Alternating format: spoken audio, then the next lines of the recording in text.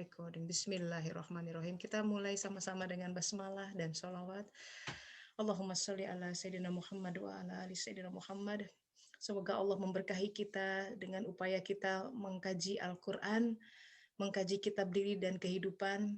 Semoga upaya ini juga salah satu upaya tafakur kita, supaya menjalani hidup dengan lebih bijak gitu. Kita sudah masuk ini pertemuan ke-8 ya kayaknya ya. Nah, gimana nih 2 bulan berjalan? Buku tafakurnya sudah mulai banyak dicoret-coret. Ada perkembangan apa selama 2 bulan itu gitu. Nanti ini seru gitu karena kita selalu jalan gitu ya, yang nggak boleh berhenti. Walaupun merangkak, walaupun 1 inci, pokoknya nggak berhenti. Harus ada kemajuan gitu kata Rasulullah. Tiap hari harus lebih baik. Apa lebih baik? Akhlaknya lebih baik, pemahamannya lebih baik, sabarnya lebih baik, ilmunya lebih baik, semuanya lebih baik. Sedikit review dari minggu lalu ya. Kita tahu bahwa ada konsekuensi ketika jiwa yang mengenal Allah dengan pengenalan di awal di alam alastu itu begitu turun ke bumi, dia akan terpapar oleh orang tua dan lingkungannya, terutama orang tua. Karena Rasulullah bilang orang tuanya lah gitu yang mengubah fitrah si anak. Walaupun on a daily basis katakanlah neneknya yang ngasuh, tapi kan sebenarnya anak itu tanggung jawab orang tuanya, bukan tanggung jawab sekolah. Walaupun kita kirim anak katakanlah ke sekolah yang paling top, kita pikir belum tentu kalau orang tuanya tidak takwa gitu. Nah, sekarang pertanyaannya kemarin kan bagaimana menjaga fitrah anak? Tidak ada yang tahu, seorang ustadz yang kaliber sekalipun, karena bukan malaikat, bukan nabi sekalipun yang menciptakan kita dan anak-anak kita, tapi Allah Ta'ala. Maka yang paling tahu treatment yang paling baik terhadap seseorang, ya Allah, Sang Pencipta sendiri. Cuma bagaimana kita tahu, bagaimana trik atau apa yang paling baik buat seseorang, kuncinya di surat Al-Baqarah 282. Bertakwalah, maka Allah mengajarimu. Wattaqullah wa yu'allimukumullah. Jadi itu kuncinya. Untuk takwa ini yang nggak mudah. Kita sering dengar, wah takwa, ada masjid at-taqwa gitu ya. Apakah kita sudah jadi orang takwa atau belum? Nanti ada ciri-cirinya dalam Al-Quran. Dibuka tuh. 1, Allah akan mengajarimu. Takwalah, maka Allah akan jamin hayatan thayyibah. Beriman dan amal soleh itu dijamin penghidupan yang baik di dunia dan akhirat. Nah, ini berkaitan dengan momen Ramadan yang akan menjelang. Kenapa saum itu kemudian penting untuk menumbuhkan takwa, gitu kan? Kita ayat surat Al-Baqarah itu loh yang suka diulang-ulang sebelum buka puasa tuh kalau di TV ya. Auzubillahi minasyaitonirrajim, ya ayyuhalladzina amanu kutiba alaikumusiyam, telah kutetapkan engkau untuk saum, kutiba alal ladzina min qablikum la'allakum tattaqun gitu. Seperti halnya orang yang sebelum kamu, alladzina min qablikum la'allakum, supaya kamu bertakwa. Saum itu dimulai dari gerak pengosongan secara lahiriah, tidak makan, tidak minum, tidak berhubungan seksual. Semoga dalamnya juga terkosongkan gitu, kosong dari marah. Makanya kan saum itu ada beberapa derajat. Tidak hanya menahan makan dan minum, ya kan? Tapi menahan marah, menahan kesel, menahan hawa nafsu, menahan ego, menahan tidak ujub, dan lain sebagainya. Nah, itu elemen-elemen itu lewat saum itu lebih lebih nyaring gitu dibanding kita lagi tidak saum. Jadi ada semesta yang membantu. Begitu tubuh kita dikosongkan, elemen yang lain terdengar nyaring. Jadi seperti gini, kalau kita suara yang lain di mute itu jatuhnya jarum itu kedengeran kayak gitu. Jadi begitu suara-suara hawa nafsu syahwat kita dimatikan, syahwat yang berkaitan dengan makanan itu dibungkam pada bulan puasa, itu hawa nafsu yang lain kedengeran tuh. Yang tadinya tidak terdengar karena ribut, pengen makan ini, pengen selalu dipenuhi oleh itu setiap hari, oleh pemenuhan syahwat. Pengen baju yang itu, pengen tas yang ini gitu ya. Begitu semua dibungkam, ada suara lain yang kita kemudian aware, saya punya suara ujub ya, dan lain sebagainya. Nah itu. Jadi penting untuk menjaga itu, karena begini ya, kita bicara tentang fitrah. Fitrah itu sesuatu yang setiap bayi itu turun berdasarkan fitrahnya. Nggak ada bayi turun jadi gay gitu, nggak ada. Fitrahnya tuh ya fitrah, jadi setiap orang lahir secara fitrah. Nggak ada, tidak ada penyimpangan di situ. Dalam surat Ar-Rum ayat 30, maka hadapkanlah wajahmu dengan lurus kepada agama Islam, fitrah Allah. Setiap orang dilahirkan berdasarkan fitrah itu. Kalau saya gambarkan, fitrah itu kayak gini, gambarannya kayak keping puzzle. Maka kata fitrah itu juga di kata lain ada terjemahannya adalah fatoro, sebagai keping, jadi pecahan. Jadi setiap kita lahir dalam bentuk keping puzzle-nya tertentu. Keping puzzle itu akan nempel, akan match dengan takdir kehidupan yang melengkapinya. Begitu bentuk keping itu terrodai, jadi dia terusak. Jadi contohnya begini, kalau keping puzzle yang awalnya nih yang pink seperti ini, terus tiba-tiba karena bentukan orang tua dan lingkungannya dia jadi bengkok-bengkok gitu. Along the way ya, seiring dengan dia makin besar, yang tadinya pemurah, lihat orang tuanya suka nyembunyiin sesuatu gitu ya, berubah. Yang tadinya fitrahnya jujur, lihat orang tua sering bohong, berubah gitu. Jadi anak akan menyerap kualitas-kualitas yang dia perhatikan, yang orang tuanya tampilkan di setiap hari. Bukan yang dia katakan, tapi itu yang kita lakukan tuh nyerap benar. Anak terjaga fitrahnya begitu lihat orang tuanya sholat, dia juga ikut sholat. Di daerah situ dia terjaga, tapi di daerah lain bisa jadi dia benyok-benyok gitu ya. Nah, ketika keping puzzle itu kemudian berubah, sementara takdir hidup yang melingkupi si anak atau diri kita, itu dipasang sesuai dengan fitrah yang ada. Kemudian yang terjadilah sebuah pergolakan. Dia akan bertanya, what's wrong with me? Kok aku nggak pas terus dengan takdir yang Allah berikan? Dia merasa misplaced. Karena dia pengennya ini, dia punya keinginan yang berbeda. Seiring dengan fitrahnya berubah, keinginannya berubah. Mimpinya berubah, targetnya berubah, egonya berubah. Nah itu kenapa Idul Fitri itu penting banget. Hari ketika seseorang menemukan fitrahnya kembali, dan itu it's a beginning of life itu. Maka dikatakan life begins at 40. Semestinya, setidaknya gitu, usia 40-an tahun kita tuh harus sudah settle dengan kehidupan kita. Udah nggak ada pertanyaan lagi what's wrong with me gitu. Karena semua masa lalu kita, trauma, hal yang terjadi, dan apa yang ada di diri kita, tempat di mana kita berada, kita harus sudah settle dengan itu. Dan bilang, yes, this is me, this is part of my life, saya terima apa adanya. Itu gitu si puzzle-nya tuh. You are at peace, we are at peace dengan apa yang ada. Selama kita masih belum menerima, itu ada friksi, kita nggak, si keping puzzle diri kita nggak nempel pas dengan takdir kehidupan yang melingkupi kita. Nah itu yang mesti diistighfari. Kenapa kok saya susah sekali menerima ini gitu? Itu banyak istighfar, karena Allah akan merubah lagi. Yang titik awal yang paling penting itu sebenarnya mohon kepada Allah agar diaturkan segenap kehidupan. Dan ini sulit. Kenapa? Karena saya lah, pengalaman, we are so busy in doing things gitu setiap hari itu. Oh, I have to do this, do that. Deadline ini, deadline itu. All the achievements. Oh, saya harus kejar karir, saya harus kejar ini, bisnis poin mesti dapat. Dan itu day in, day out. Tiap hari itu bangun tuh cuci checklist. It's okay to do that, tapi kita harus punya ruang tafakur. To see from the helicopter view gitu ya. Ini jalan kita kemana sih? Kita mesti tanya, benar-benar tanya gitu. Really ask ourselves, apa yang kau cari? Hey, apa yang kau cari? Apa yang kau cari? Biasanya jawaban pertama atas layer itu it's a fake answer. Itu jawaban dari hawa nafsu. You have to keep asking, apa yang saya cari? Apa yang saya cari?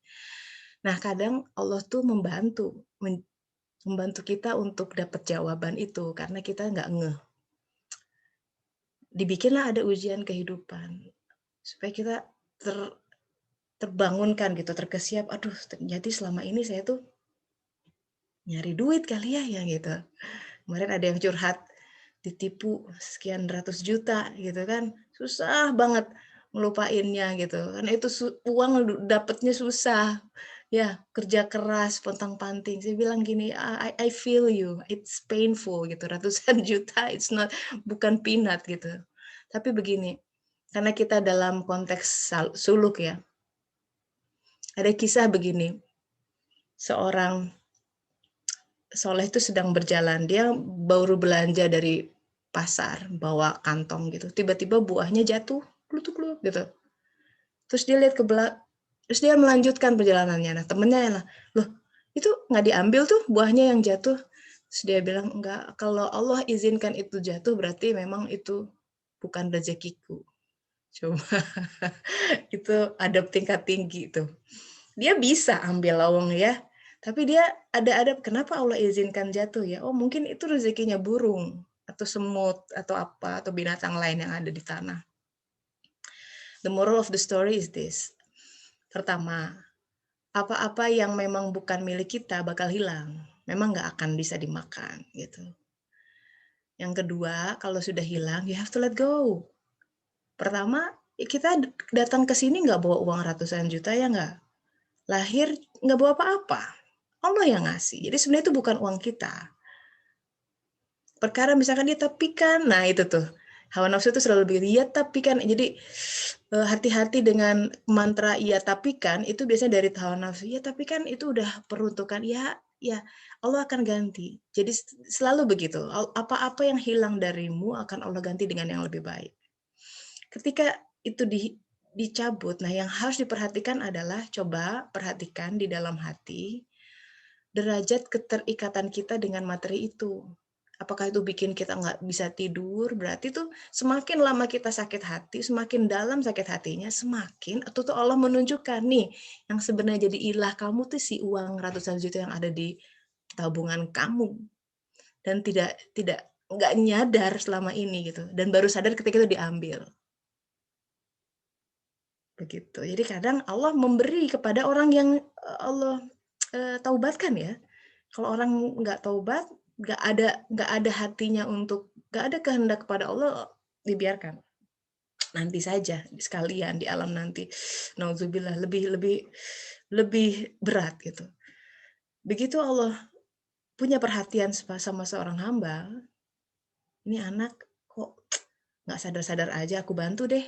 Just a bit of push gitu, diliatin gitu apa yang menjadi berhala-berhala kita. Karena setiap hari kita kunci pertama menuju muslim itu harus syahadat. Syahadat itu asyhadu alla ilaha illallah. Tidak ada ilah, tidak ada yang mengatur saya, tidak ada yang lebih menguasai saya, tidak ada yang lebih bos gitu selain Dia, Allah Ta'ala. Tapi kan kita memang tidak menyembah batu berhala. Berhalanya dalam diri kita. Nauzubillah.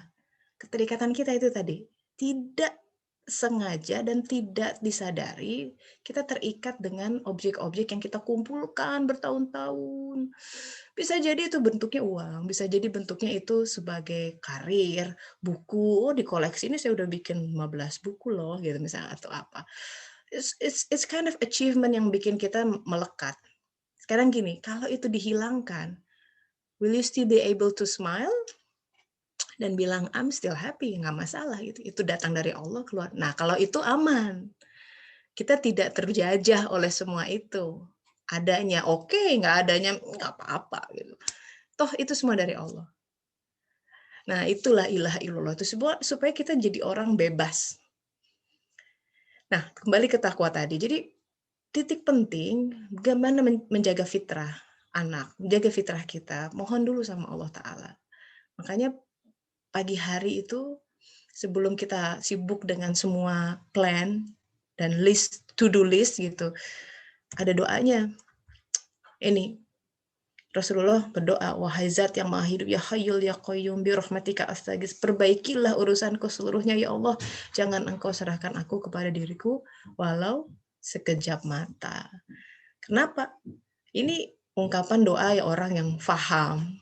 Karena begitu kita take over diri kita sekejap mata saja, itu sebuah disaster, sebuah mara bahaya, karena kita nggak ngerti sebenarnya. Nah, so it is the very point starting yang penting di dalam hidup kita. Ketika kita bilang sama Allah, ya Allah, tolong aturkan hidup saya, tolong aturkan keinginan saya, tolong aturkan mimpi saya, semuanya, semua aspek dalam diri kita. Karena God always gives His best to those who live the choice with Him. Jadi Allah tuh selalu memberi yang terbaik, selalu, selalu. Gak ada yang KW2. Ya Allah, itu sifat Dia, itu tauhid. Masalahnya timbul ketika kita nggak ngerti, kita nggak paham bahwa itu yang terbaik buat kita. Karena itu tadi si keping puzzle-nya sudah berubah. Dia menginginkan sesuatu yang bukan untuk diri yang pribadi, yang sebenarnya. Sedangkan Allah akan memberi, ini nih, kamu tuh ini. Hanya dengan begini kamu bahagia, dan kita kekeh membentur-benturkan kepala kita, hitting that wall, dan bilang, enggak, hanya begini aku bisa bahagia, hanya dengan menikah dengannya aku bisa bahagia. Pusing deh kalau sudah kekeh ya susah ya. Kadang ada orang-orang yang harus learning the hard way to finally realize bahwa oh ya Allah, pilihanmu yang terbaik gitu. Saya this is come from my own experience gitu. Kalau misalkan saya pikir saya begini, this is me ya Allah, ini gue banget nih kalau aku begini. Dan setiap saat saya tidak mendapatkannya, saya merasa kecewa, saya merasa marah, saya merasa sedih. And then I go like, aku tuh ngapain ya hidup kayak begini? No. I don't want to live like that.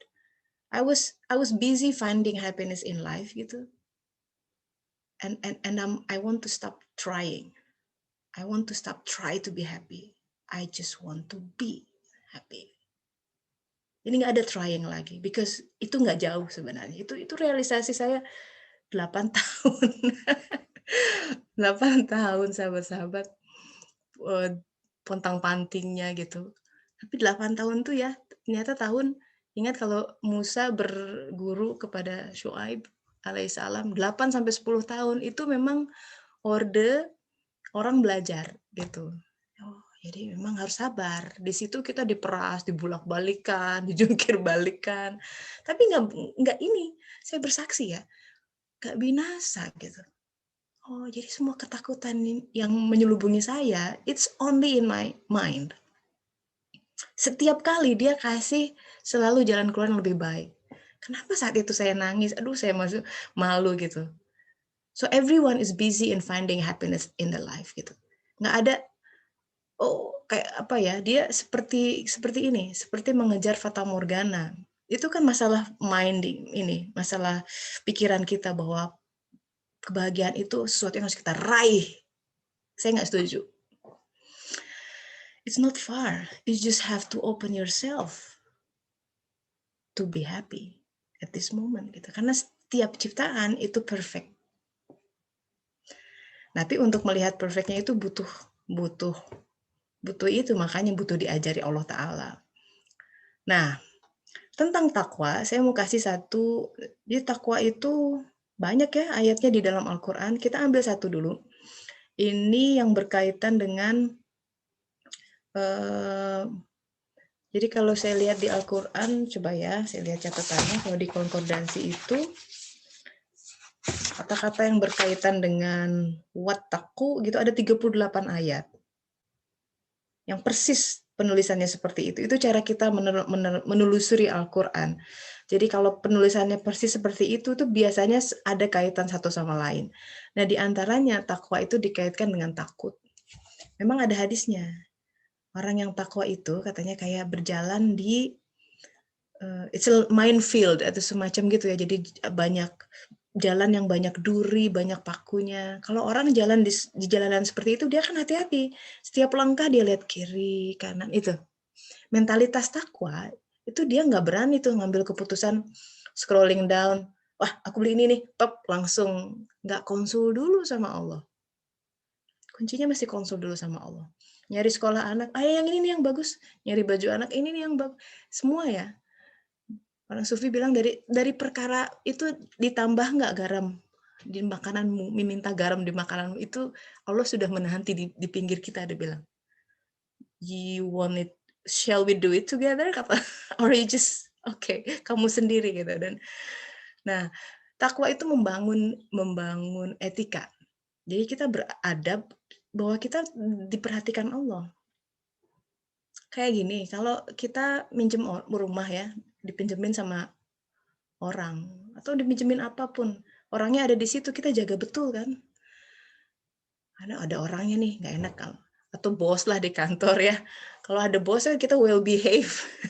Tiba-tiba jadi produktif dan tekun. Kayak murid-murid juga tuh kalau ada guru di depan dia, kalau nggak ada dia main-main gitu. Ya, Allah selalu ada di sisi kita. Ya. Dan semua ini dia beri. Untuk apa? Ada sesuatu yang berkaitan dengan yang harus diberikan kepada Allah Ta'ala. Sahabat-sahabat, surat Al-Baqarah 282, yang tadi ini, bertakwalah pada Allah maka Allah akan mengajarimu. Ini sebenarnya penggal ayat terakhir dari sebuah ayat yang panjang.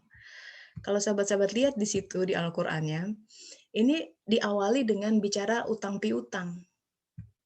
Utang piutang ya, terus nanti di akhirnya adalah bertakwalah pada Allah, Allah mengajarimu. Di dalam tataran syariat ini tentang bahwa kewajiban menulis hutang.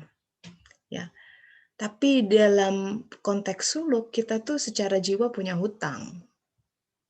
Karena kita harus mengerjakan sesuatu di bumi ini yang untuk apa itu dia diciptakan. Berkaitan dengan persaksian kita di alam alastu yang ada di surat Al-A'raf ayat 172, pada saat alastu birabbikum terus kita bilang bala syahidna, itu jiwa diberi bekal. Jadi kalau kita tuh ada di gunung nih, kamu akan menjalani jalanan seperti ini gitu. 120 hari dikasih tuh bekalnya. Nih jalannya bakal begini. Ada baiknya, ada sedih, senang, sampai usia sekian ya, detik kesekian kamu akan mati gitu ya. Untuk apa? Sepanjang perjalanan itu harus menjadi rahmatan lil alamin. Sepanjang jalan akan bertemu, nanti kamu akan bertemu bebek, bertemu orang ini, bertemu rusa dan lain sebagainya. Kenapa? Ujung-ujungnya sih sebenarnya supaya kita lebih mengenal dia. Karena di surat Az-Zariyat ayat 56, dan tidaklah aku ciptakan jin dan manusia kecuali untuk beribadah kepadaku.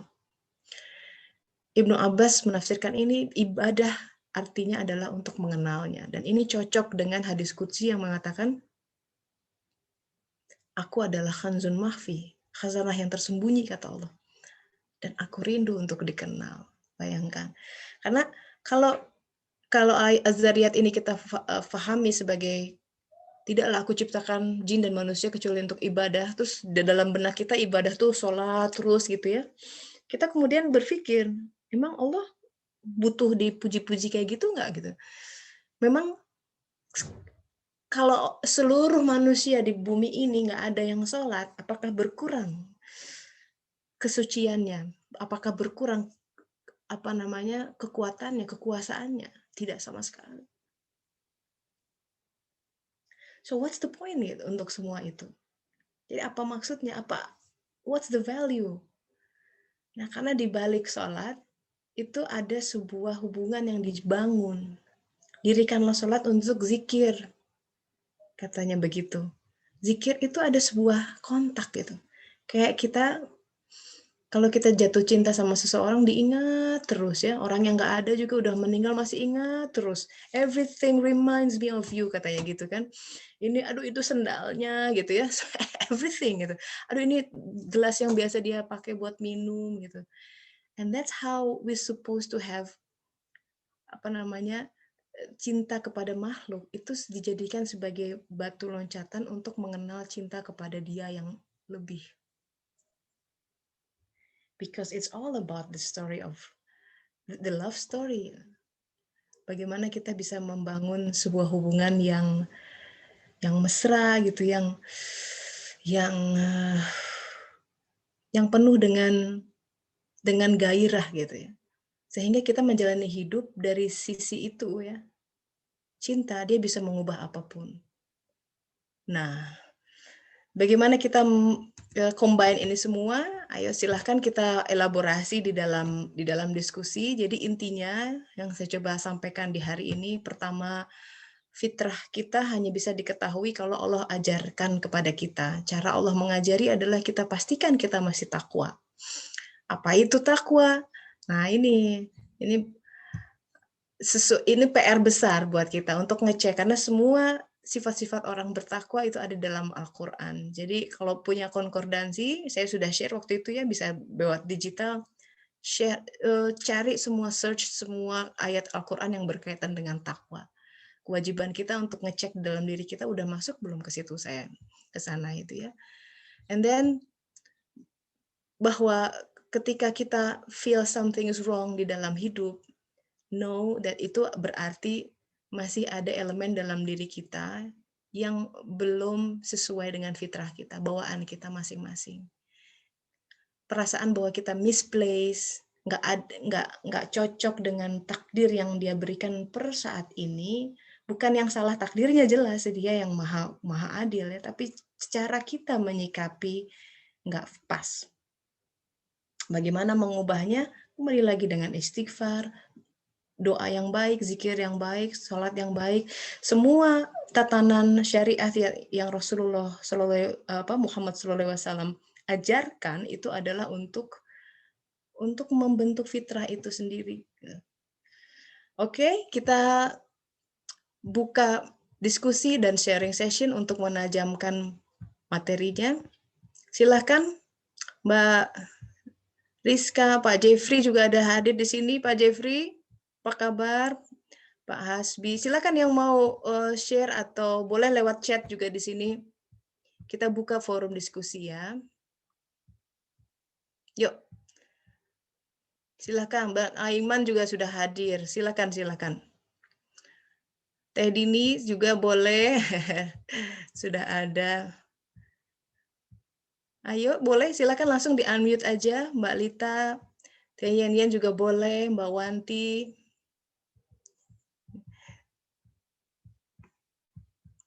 Biasanya sharing session lebih melekat gitu, karena kita belajar dari pengalaman masing-masing ya.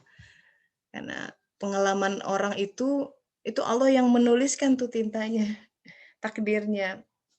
Sangat berharga. Kita mesti belajar dari satu sama lain. Ya, ada jejak ilahiyah di situ yang jadi energi buat kita semua. Knowing that we're not alone in this road gitu. Sometimes it helps. Ya, mangga yang berkaitan dengan fitrah atau that you are misplaced or gimana cara untuk bisa takwa, gimana cara untuk bisa membaca kehendaknya, silakan boleh dibagi. Pasti masing-masing punya pengalaman dalam tentang itu. Ya. Boleh Mbak Cindy, Ibu Eli juga boleh, Mbak Syifa, langsung di unmute saja.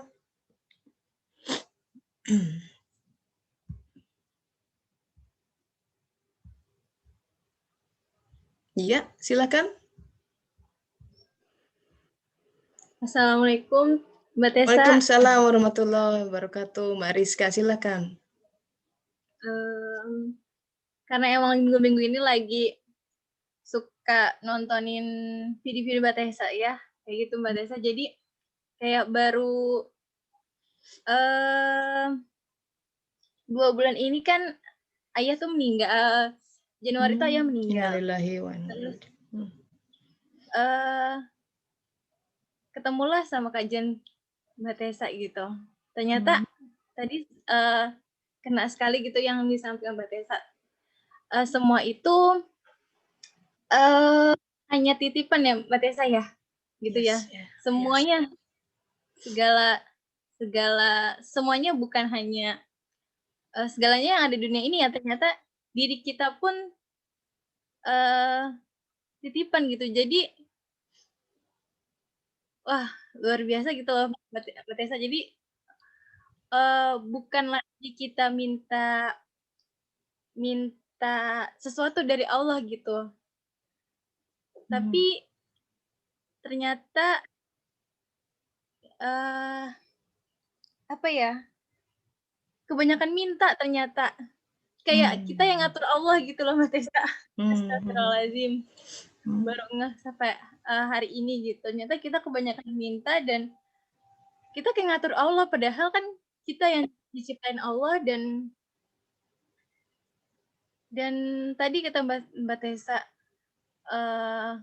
sudah ada, apa ya, kenapa sih kok kayak gini gitu. Terus minggu-minggu kemarin Mbak Tessa sih baru mulai ini kan saya dikerjain tuh banyak banget kerjaannya Mbak Tessa, tapi saya bingung mau kerjaan yang mana gitu. Nah terus munculnya jadi emosi kan ya, emosi makin gak karuan yang terjadi gitu. Makin gak karuan terjadi, akhirnya kesel sama atasan gitu kan ya.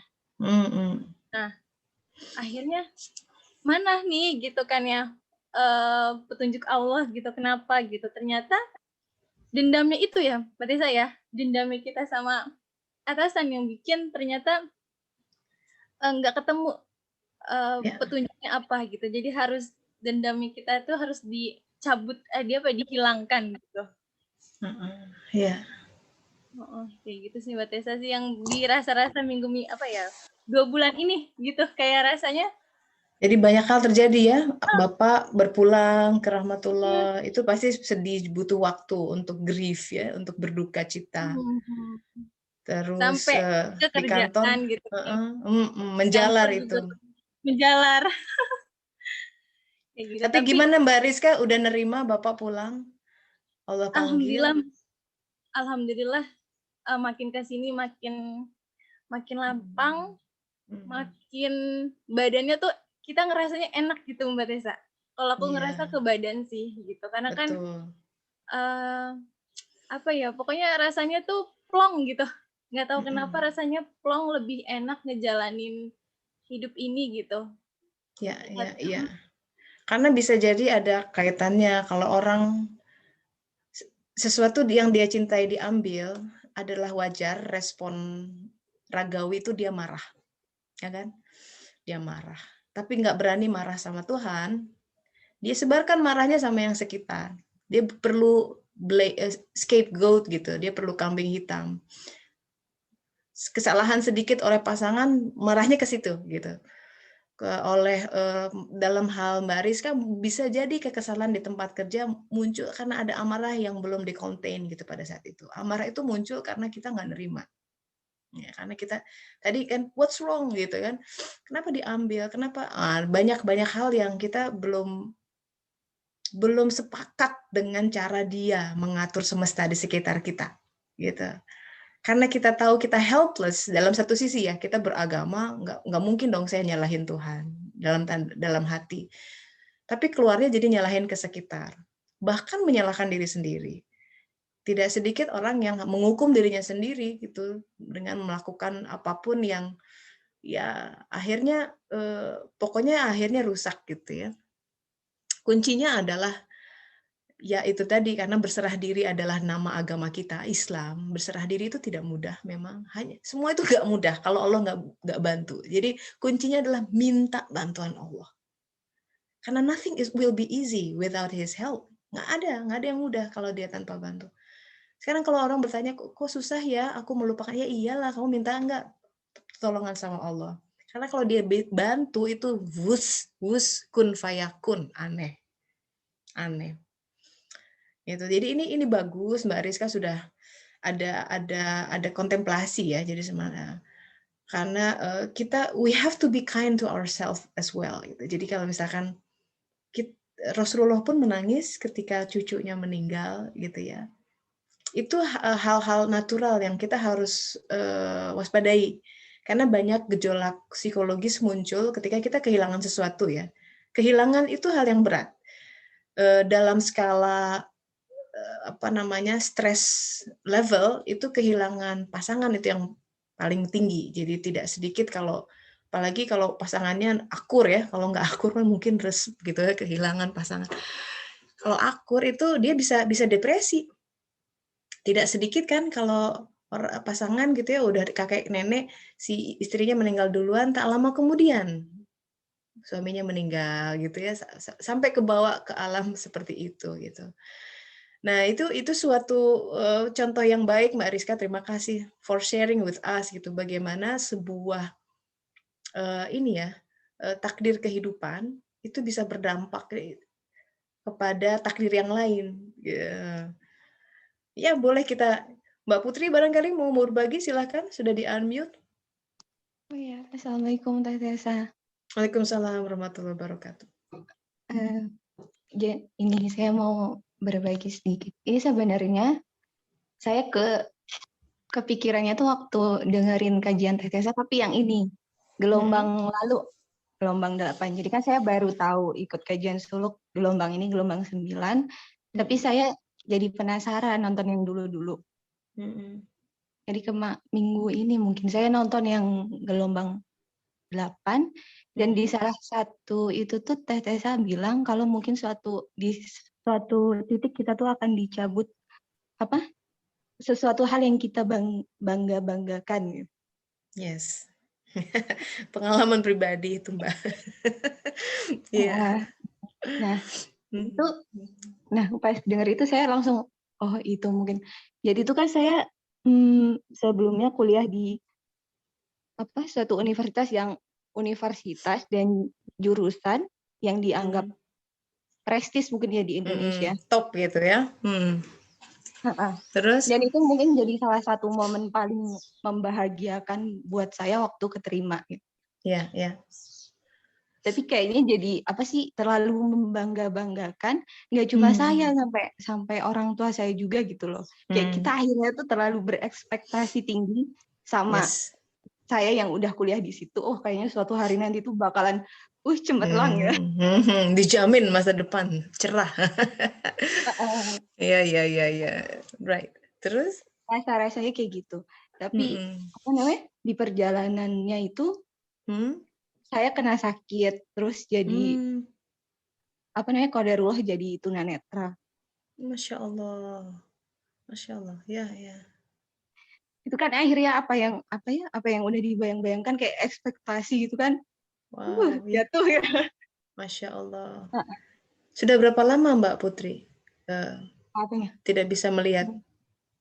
5 tahun ini benar-benar hari ini tuh 5 tahun yang lalu semenjak saya operasi otak. Saya kena TBC otak, jadi kalau kata dokter ada absesnya gitu ya. Iya.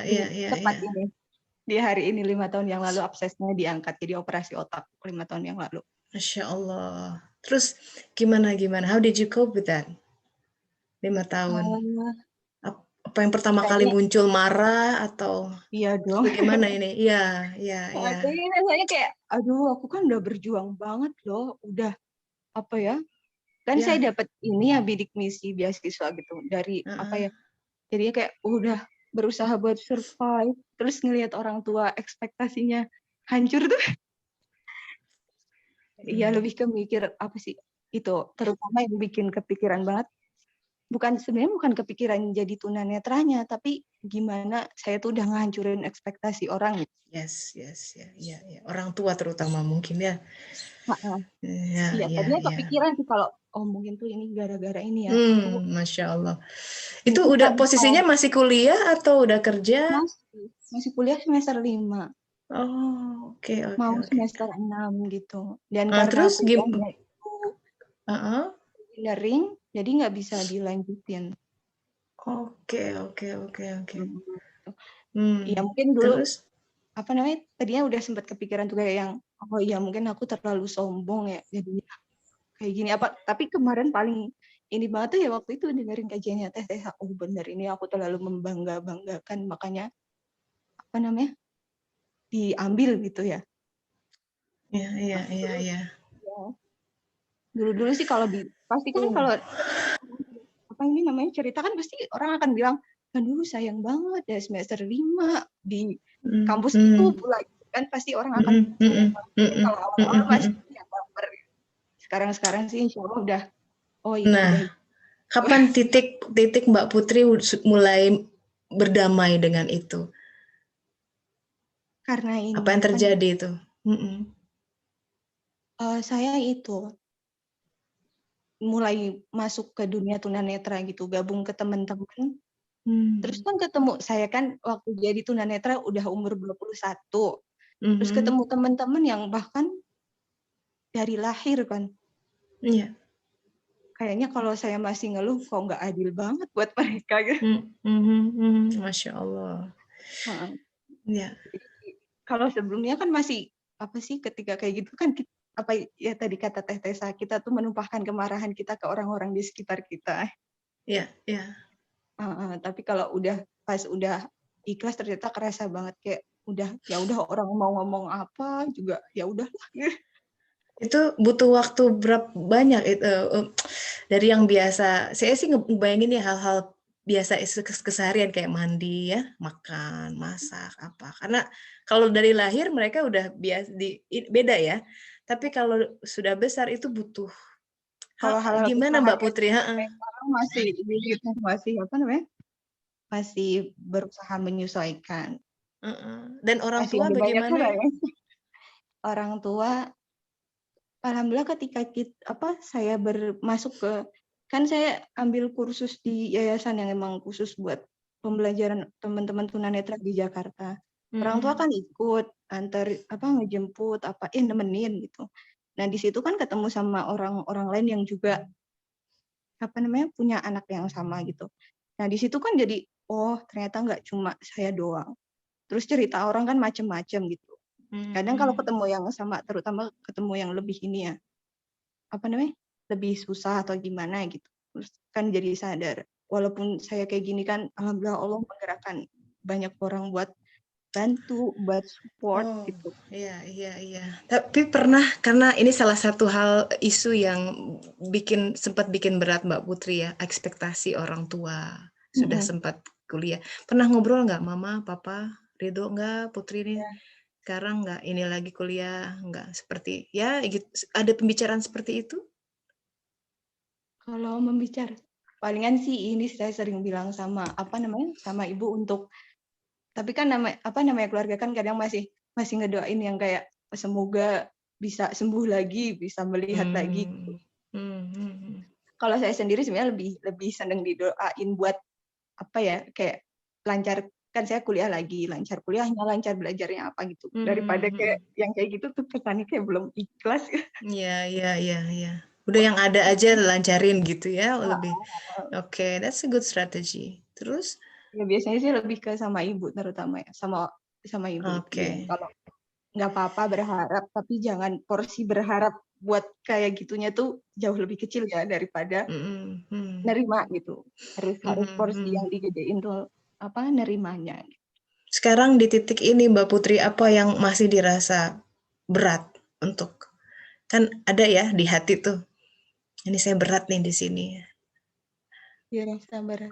Masih ini sih hal-hal kayak menyesuaikan sama ya pasti kebiasaannya kan banyak yang baru gitu. Kadang masih ada Hmm. ketakutan-ketakutan. Heeh. Tapi Wow, sama Mbak ini Putri. namanya kalau ketemu orang terus yang kadang masih berat tuh ini kayak ketemu temen dulu yang dulunya akrab jadi Mm-mm. nggak akrab gitu, serasa ada batas ke iya Agak gitu. agak berjarak gitu ya. Heeh. Wow, wow. Terima kasih Mbak Putri sudah berbagi ini. It's very touching. Ini karena waktu kapan ya saya bilang ya, ada kisah di Ihya Ulumuddin tuh tentang seorang rahib yang usianya 800-an tahun, hampir 1000 tahun. Seumur hidupnya dia hanya ibadah dan dia ingin dimasukkan surga semata-mata oleh pahala ibadahnya dan ditimbang dengan nikmat sebelah matanya habis semua itu ibadah.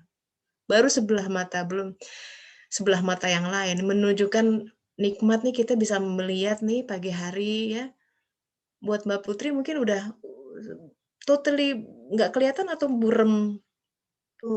apa ya? Kategorinya low vision jadinya. Soalnya saya Oke, masih lihat tapi oke, oke. objek aja gitu. Ya, ya, ya, ya, ya. Nah itu juga jadi renungan buat kita semua.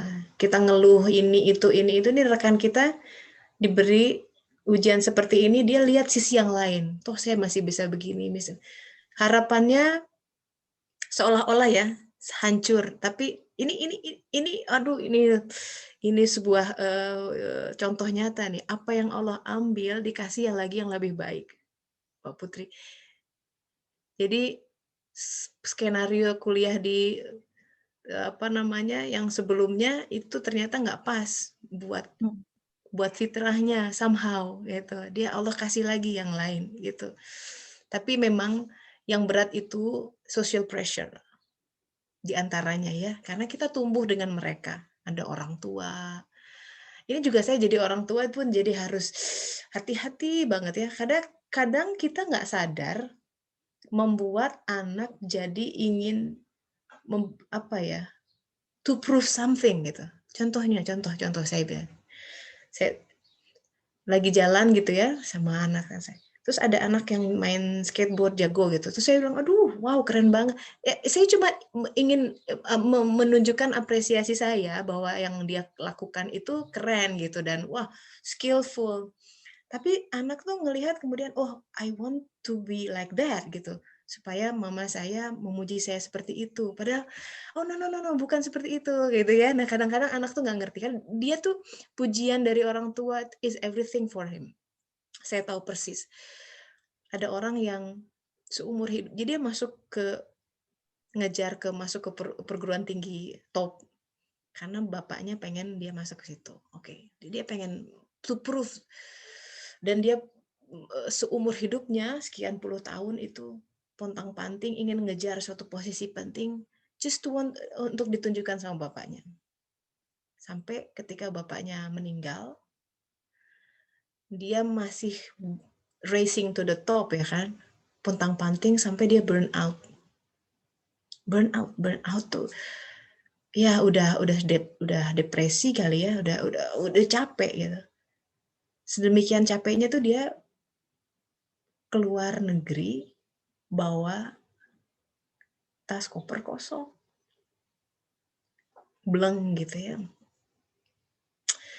Nah, dia datang ke pusara bapaknya. Dia datang, terus dia bilang, ayah, saya tahu saya melakukan ini semua untukmu. Tapi hari ini, detik ini, saya cuma mau bilang, I want to be myself. Please let me go. Kasihan itu orang. Please let me go. Bahkan bapaknya udah di pusara, udah dibalik. Dia masih terikat oleh. Nah itu ya. Itu kadang kita hati-hati orang tua jangan kasih ekspektasi lah sama anak-anak kita sampai dia tuh terikat oleh karena ingin menyenangkan kita. Gitu. Kasihan. Jangan ya. Jangan. Makanya tauhidnya harus senangkan Allah. Kalau Allah senang, mama senang. Itu aja. Seperti Siti Hajar itu ya luar biasa itu Siti Hajar begitu di Ibrahim alaihissalam menerima petunjuk bahwa istrimu dan anakmu yang baru lahir ke suatu lembah ini koordinatnya ditunjukkan. Pada saat itu nggak ngerti bahwa itu tuh ada Mekah. Sahabat-sahabat, Ka'bah itu didirikan itu jauh sebelum Adam turun ke bumi. Jadi di titik itu malaikat yang awal bikin Ka'bah, terus hancur oleh sekian peradaban. Adam alaihissalam mendirikan Ka'bah, hancur lagi. Jadi ketika Ibrahim ke sana itu sudah hancur rata dengan tanah. Tapi titik itu dulunya ada Ka'bah. Siapa yang tahu? Coba. Lembah kering, kosong, dibawa anak masih bayi gitu. Ibrahim pergi lagi. Siti Hajar cuma bilang begini, ini mukminat sejati bilangnya. Ya Ibrahim, apakah ini Allah yang menyuruh gitu, petunjuk dari Allah? Begitu Ibrahim bilang iya. Sambil berat itu ya kebayang, iya ini petunjuk Allah. Hajar bilang, kalau begitu Tuhanku tidak akan menelantarkanku. Mbak Putri, semua yang datang penyakit dari Allah. Dan Allah tidak akan menelantarkan Mbak Putri. Apa-apa yang hilang darimu, yang kita sedih melepaskannya, dia akan ganti dengan yang jauh lebih baik dunia dan akhirat. Jauh lebih mensucikan. Dia bukan suatu kebanggaan yang bersifat fenomena atau fata morgana, tapi kebanggaan yang jauh datang dari jiwa yang sudah tersucikan. Jangan khawatir, orang itu akan dilihat di akhir-akhir hidupnya. Akan ditunjukkan. Jangan khawatir. Orang sekarang nggak lihat ya perjuangan kita, diam aja. Seperti halnya Siti Maryam. Orang mencaci dia di akhirnya. Jadi orang baik itu nanti kelihatan di akhirnya, sahabat-sahabat. Di akhirnya. Nah, kita harus takut punya su'ul khotimah gitu. Karena itu menunjukkan bahwa sebenarnya kita tuh jelek dari hatinya gitu. Nauzubillah. Akhir hidup orang akan menunjukkan apa yang dia perjuangkan selama ini dalam hatinya. Jangan khawatir. Keep striving gitu ya, berjuang memberikan yang terbaik dalam kehidupan dengan semua keterbatasan yang kita sebut sebagai keterbatasan, itu sebenarnya sebuah rahmat. Karena kalau semua dibuka, bisa jadi kita mabur kemana. Mengenai vision ya, saya jadi ingat Ibnu Arabi, itu ada seorang ulama besar. Beliau sampai bilang gini, kalau aku Allah kasih lagi kehidupan di dunia ini, saya ingin dilahirkan sebagai orang yang buta. Coba bayangin sampai begitu. Ini ungkapan dari orang yang tahu ya, punya ilmu. Kenapa? Karena coba kalau kita menutup mata ya, tiba-tiba indera yang lain jadi lebih kuat gitu. Ada suara, ada cium, ada indera penciuman, ada wangi lain yang tidak tertangkap karena kita sibuk dengan semua yang ada di mata kita gitu. So, ketika satu pintu ditutup, pintu lain dibuka. That's the essence. Satu indera ditutup, yang lain dibuka. Indera hati, indera pendengaran, peraba, semuanya. Buat seorang Mbak Putri, ini nyata, karena setiap hari beliau harus menghadapi keterbatasan penglihatan. Buat yang lain, buat kita semua, the same thing applied gitu. Ada yang ditutup, ada yang diambil, tapi yang lain dibuka gitu. And we have to be aware of that. Apa itu? Ini ada yang sudah ngacung, silakan Mbak Indah, silakan, yuk, silakan Mbak Indah. Boleh di-unmute. Assalamualaikum. Waalaikumsalam warahmatullahi wabarakatuh. Silakan. Oke, kabarin Mbak, ini Mbak Indah di Surabaya ya. Iya, alhamdulillah. Mau tanya Bu, kan Bu Tessa punya anak 2, jadi keponakan saya tuh apa ya? Saya pengen tahu kalau menghadapinya tuh bagaimana gitu kan dia kan habis tahun lalu pas hari raya neneknya meninggal, habis itu Januari kemarin omnya meninggal, habis itu papanya meninggal, jadi dia sekarang itu sering tantrum gitu loh Bu. Umurnya Terus berapa Mbak? 6 tahun. Oh ya. Terus habis itu kalau setiap dia tantrum itu tuh saya lihat matanya tuh saya istighfari, kan katanya gitu kan, saya baca di FB itu saya istighfari agak tenang, tapi habis itu nanti tantrum lagi. Jadi dia bilang gini, kok Allah buat meninggal sih, dia ngomong gitu. Jadi saya kan sama mamanya bingung menghadapi. Laki apa perempuan Mbak? Laki, cucunya mama laki semua. 6 tahun. Wow, 6 tahun ya akalnya belum berkembang ya. Any logical reason muntah gitu. Anak-anak seusia itu dia hanya paham gesture fisikal gitu. Mesti banyak dipeluk, mesti banyak dibelai kepalanya. Dia cuma butuh assurance that hey, it's okay. Your world is not. Jadi duniamu nggak akan kiamat. It's not the end of the world. I'm here gitu. Dia hanya butuh security gitu. Dia butuh karena semua itu ya yang meninggal itu adalah pilar-pilar buat kehidupannya, tiba-tiba Allah ambil. Nah, kita bimbing supaya kita Mbak Indah yang ngerti misalkan sebagai tantenya misalnya, jangan sampai si anak marah sama Tuhan. Kita harus twist, jadi harus lihat sisi lain gitu bahwa Allah tuh ambil, mereka tuh nggak meninggal, ada ini yang lain ya. Saya suka bilang gara-gara pandemi kemarin anak-anak saya takut mati gitu ya. Saya bilang look, death is not bad at all. karena mereka seneng nonton Endgame gitu ya, Marvel, dia bilang it's just like we go to another dimension. You can still see each other. Kamu bisa ketemu, tapi jiwa saya kayak hologram, saya bilang gitu. Kamu nggak akan bisa pegang gitu. Oh, so kalau meninggal kita masih bisa ketemu, ya of course gitu. Instead that I'm moving to another dimension gitu. Jadi dibawa lebih keren, dibawa dengan apa dunia anak-anak gitu ya. Pertama itu tugas kita untuk menerangkan dengan bahasa mereka bahwa kematian itu bukan akhir dari semua. Ini mesti paham. Cuma kalau gimana kita bisa nerangkan kalau kita nggak paham ya kan? Kitanya juga takut mati gitu.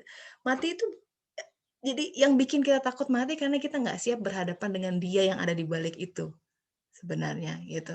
Kalau kita paham, nah kita bikin persiapan di sini gitu. Nah itu fungsinya kita banyak-banyak istighfar ya, sholat itu jadi pilar gitu. Ajak dia sholat Mbak, sholat bantu di sebanyak mungkin apa ya positif influence sama dia karena it's shattering ya kehilangan orang dalam ya berurutan seperti itu. Ya sekali lagi Allah punya desain yang terbaik untuk anak itu tentu saja gitu ya. Tapi gimana cara menghadapinya? Sebarkan cinta kita gitu sebanyak mungkin karena dia hanya butuh tangan yang kokoh untuk memegang dia and say that you're okay, we're fine gitu. All is well. Gitu ya. Ya, ada lagi satu lagi mungkin yang mau berbagi?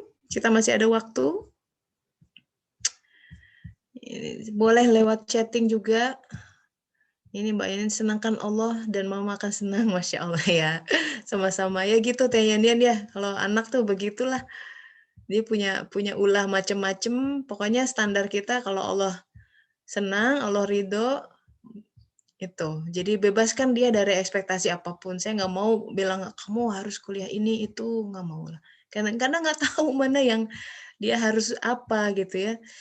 Kamu harus jadi ini itu. Pokoknya gini, you have to be kind. Itu wajib. Jadi anak baik. Sisanya Allah akan aturkan begitu.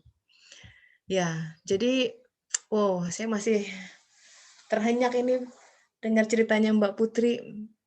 Kita doakan sama-sama ya buat Mbak Putri. Setiap doa jadi pahala, buat yang mendoa juga jadi cahaya buat yang kita doakan. Semoga kondisi Mbak Putri bisa membuat Mbak Putri lebih dekat dengan Allah Ta'ala. Lebih memahami kehidupan jauh dibandingkan dengan ketika tersibukkan oleh hal-hal yang sebenarnya bukan hak buat dia. Mari kita baca Al-Fatihah bersama-sama. Auzubillahiminasyaitonirrajim. Bismillahirrahmanirrahim. Alhamdulillahirabbil alamin. Arrahmanirrahim.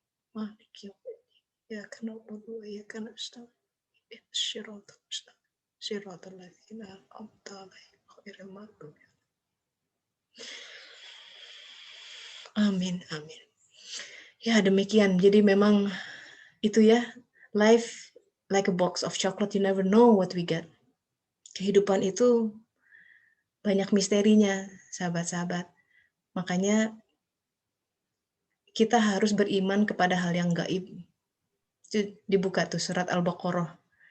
Surat orang-orang yang beriman kepada yang gaib. Hal-hal yang kita nggak tahu gitu ya gaib itu. Hal yang kita nggak sadar, nggak paham.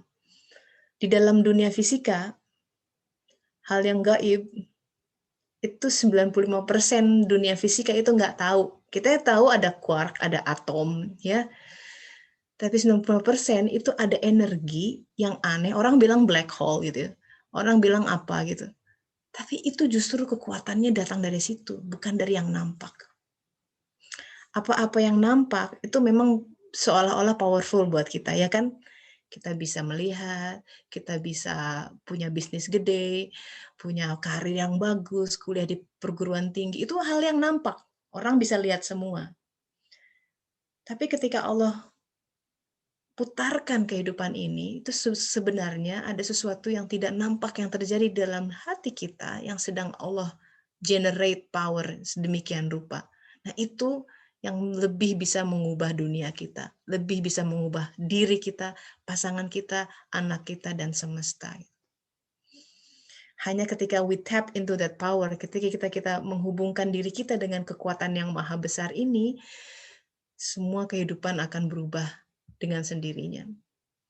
So, there's nothing wrong with our life. Beneran. Nggak ada yang salah dengan hidup. Nggak ada yang salah dengan hidupnya Mbak Putri, nggak ada yang salah dengan hidupnya Mbak Indah. Semua indah, gitu ya. Semua perfect. Yang salah itu cara pandang kita terhadap bagaimana cara Allah mengatur semesta. Semoga Allah menuntun kita semua. Kita akhiri dengan hamdalah, istighfar, dan akhir majelis. Doa akhir majelisnya, astagfirullahaladzim. Alhamdulillah ya Allah. Subhanaka Allahumma wa bihamdika. Asyhadu an la ilaha illa anta astaghfiruka wa atubu ilaik. Alhamdulillah. Terima kasih buat berbagi hari ini. Luar biasa. Insya Allah minggu depan kita lanjut lagi ya. Perlahan kita. Saya pamit dulu. Assalamualaikum warahmatullahi wabarakatuh. Waalaikumsalam warahmatullahi wabarakatuh. Hatur nuhun Teh Tessa. Betul.